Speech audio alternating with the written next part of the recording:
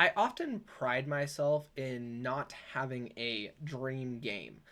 I see indie developers with this concept of a dream game and wave it off as nonsense. However, I did have a dream game, and it taught me possibly the most important lesson in game development, which I will be sharing with you in this video. So, this is kind of how it went. So, this was my game. It was called The Wilds of Tristicus. I think I like got that from like a Latin something or other. Um, I can't remember what it means, but basically, I was in my second year of middle school, and I was just kind of getting into the game development content, and I decided I wanted to make a game because that'd be pretty awesome. I'd never really even tried before, other than like I knew some pixel art because I had been making Minecraft texture packs, or at least trying to. I don't think I ever actually made one. So, as any good game developer would, I started in pre-production, and this is kind of a first point: pre-production. That pre-production.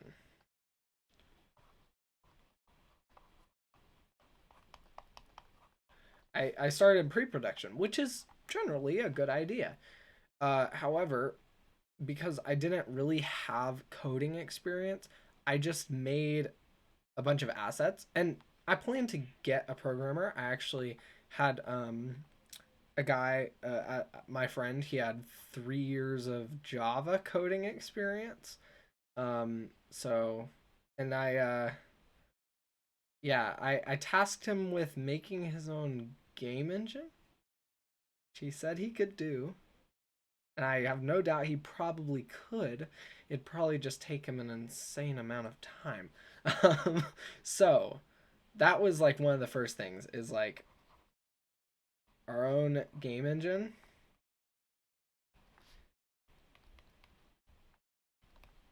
And make like this is like keep in mind this is like our first game. First Sorry, that's a bad one. That's a worse one. First game. This is our first game. Um, this is our first game, The Wilds of Tristicus, and we're gonna make our own game engine for it. Yeah, I'll explain why that's a bad idea later. I started in pre-production, and I made a bunch of stuff, and I'll just read off here because I tallied it up. Let's see. I added I I started with a game design document. So let's see, game design document, and it had, and I'll just like read this off, for a list of all the features. Okay, so just a list, uh, as well as 14 paragraphs of, get this, lore. And like, okay, to get this right, you kind of have to understand what kind of game this is. This game was a top D action adventure Metroidvania farming simulator.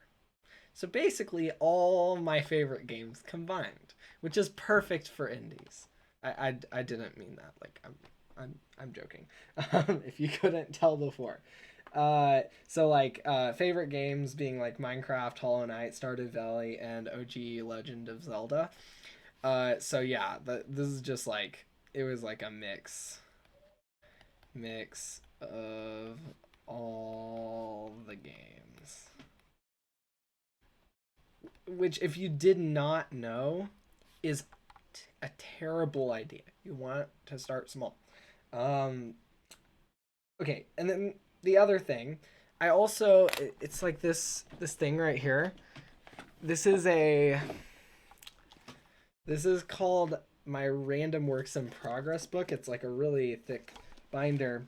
Well, maybe not really thick, but I just like have all this stuff. I still have them here. This is like I just put this is like The Wilds of Tristicus right here. This is like I'm not even gonna. I wrote down how many pages I have in here. Let's see. Uh, 33 pages of detailed description on certain gameplay features, UI, story elements, monster art, etc. Yeah. So that's what I went through in middle school. Okay. And then as I left my friend to work on his game engine, I began to make some of the assets. And I'm just going to read this off. Or first, let me write that down. So assets before whiteboxing. And I'm going to break all this down, like why this was a bad idea, after I tell you the story. I made 4 animal sprites, 6 character sprites, 13 enemy sprites, mini sprites for the player, 38 item sprites, 13 UI sprites, 167 tile sprites, as well as 15 unused sprites, 6 game mockups, 5 music tracks, and 2 sound effects. Keep in mind, I was using 32 by 32 pixel art, which I don't usually use. Nowadays, I use 16 by 16 generally, because I know that 32 by 32 is just so long. Like, when I started doing 16 by 16, I was like, this is easy. Anyway, now, if I had attempted to make this game, I would probably never finish it, which is why I've decided I'm just gonna scrap this. Thankfully, like, I was never given the chance to attempt this game before I learned to code, because my friend reasonably said that he couldn't finish his game engine. It was just too much work, which I know that makes sense, and I feel I'm like so thankful that he did that, because I don't know where I would be. Like, would I just be like stuck in a constant development cycle? Yeah. Anyway, after I, learned to code, I got this for Christmas, not this year. I think it was year, last year. And I learned to code, and then I made Jumpy Tank, which is free on itch.io. It is that like just learning to code helped me understand, okay, gotta keep the scope down, and also like listening to podcasts about scope creep. Anyway, now looking at this, just this in general, I'm going to start by analyzing it. What is the most important lesson of game development that I learned from this? So starting in pre-production, that's good, but you're not supposed to spend too long. So here, let me grab another color. Let's get a nice, like, I don't know, a red. Maybe make it less intense. There we go. This, you should never spend too long. Like, I was in this state for like 6 months, and this is pretty easy for me because I don't spend very long on this, but like, you cannot spend too long on pre-production.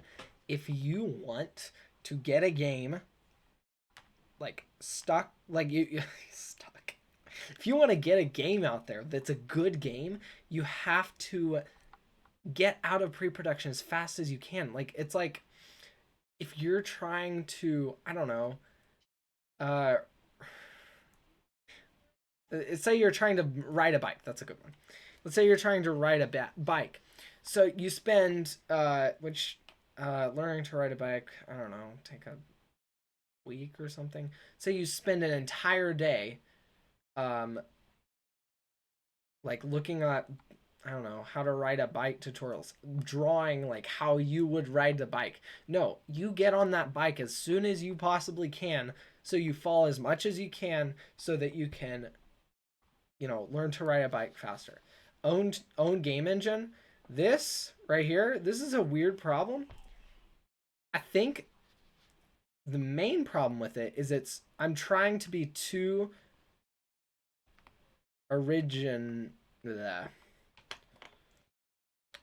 original. Too original.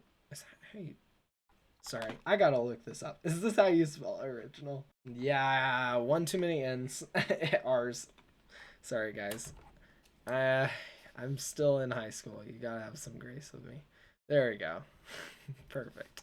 Okay, so this is, I'm trying to be too original. Don't try to reinvent the wheel. Like, I mean, a lot of people say this. Don't try to reinvent the wheel because, like, let's say you want to learn to ride a bike, but you don't want to learn to ride a bike like everyone. Let's say riding a bike was an art. No, let's do drawing. You want to draw the most original art ever. Like, you don't want to be copying anyone. Okay? So you decide to make your own paper and make your own pencils. And you decide to, like, yeah, like, you can already see the problem with that. It takes forever. Okay? So, again, back to the too long. Okay? And it's also just like, why there's like not enough benefits.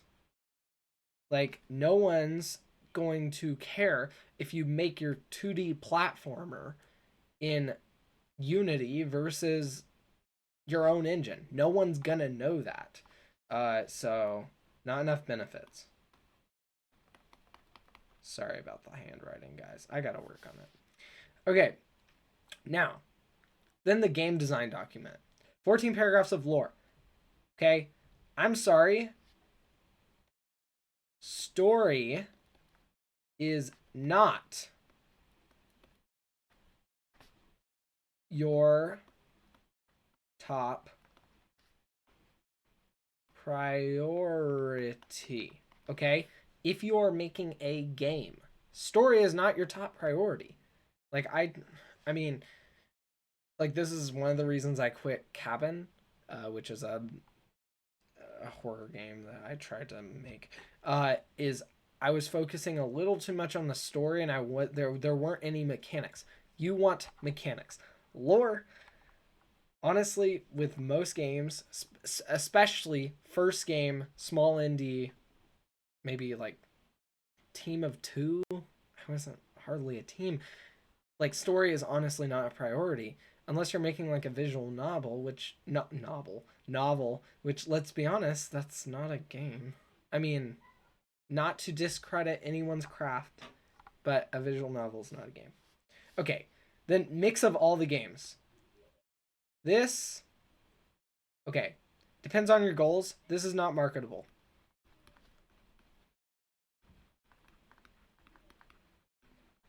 And keep in mind, at the time I was in middle school, I thought I was going to make $1 million on this thing, you know? Like, I mean, honestly, if you had asked me, I probably would have said no, I'm not going to make $1 million, but I was thinking like Stardew Valley, this guy worked on it for 7 years. He got, however, he can be maybe millions. What was his name? I can't remember. Anyway, not marketable, too long, too original, story is not your top priority. And then assets before whiteboxing, making a ton of assets. The problem with this is you can't, like, what are you gonna do with this? Like, I just wasted a bunch of time. Or did I? So I guess you could say this is also a time problem, so too long. Okay, too long with not enough benefits. Same here, too long. You could say it's just too long, not enough benefits. But I did learn something from it. And that is like why I'm still glad that I did this today. Like, I'm still glad that I made this game.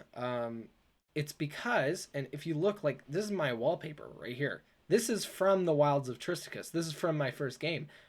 And I mean, honestly, I'm looking at it right now. I'm like, bro, could fix a lot of things. But honestly, like, the Wilds of Tristicus probably improved my pixel art the most of any other project I've done. because that was the only thing I was doing, other than maybe a little music and a little sound, which honestly I wasn't the best at. So, what is the overall problem? There's a couple like off things that really don't matter, but what is the problem? What? Sorry, I'm not using my Wacom. Okay. What is the main problem? What is the main problem? And I believe the main problem in big bold letters is scope. Scope is what I really did not understand with this project. Like everything, like most of the stuff on here, too long, like not too original, too long, not enough benefit. Stories not a top priority, meaning if you spend time on that, you're spending too long. Not marketable, you're wasting your time. Scope, time, these things. So I was over scoping, and maybe there was even a little. I don't know. Tell me in the comments. Can you have scope creep if you have not even white box yet? Like if you're not even making the game, are you even making the game if there's no programming yet? Yeah, that's an interesting idea. Please comment your opinion down below. If you are making a game, and you've only made the art so far, is it a game yet? Like, are you? Is it like? Is it? Are you making that game yet? Anyway, scope, main problem. If your game is like these are the problems, but they all contribute to the scope. And if the scope is too big, you're never gonna finish your game, and even if you do, it's not really gonna help you. You want things that give you good value.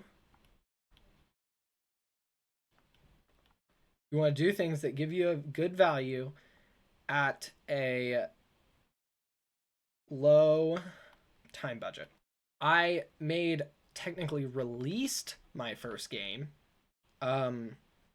Jumpy Tank, which you can play on itch.io, in 3 months, which honestly, that's a lot of time for a first game, but I kind of had to spend that much time. That's like my preference is to spend some time on it so I actually kind of care about it. You want to get good value on a low time budget. You don't want to overscope and you don't want scope creep. And some ways you can do this is by making a game that you can reasonably create. And this is like also one of the things that I've learned that's really important is take the time that you think it would take to make your game and then double it. If you do that, you are most likely going to have an accurate representation of what is going to happen, because you're always learning, there's always going to be like impediments. There's always going to be brick walls that you run into. You're always there, like you might be motivated at the beginning of your project, but you're going to lose that motivation. You're going to lose that momentum over time. So it's ultimately better if you put your time frame at ×2. And honestly, if you finish your game before that, good. Like, that's a great thing. At least don't oversell yourself, or don't tell yourself that you're going to finish. Otherwise, you're going to be under stress. Unless you're really good at being a hobbyist. I don't know. Anyway, so in conclusion, if there's one thing you can take away from this video, do not overscope your game and do not allow scope creep to take over your game. If you want to make great games, you have to actually get them released. So yeah, thank you for watching. If the best way for you to support me right now is to join my Discord community. It would be, it's just game developers, you know, talking about game development, having a fun time. So yeah, thank you for watching. I'll see you in the next video. Ciao.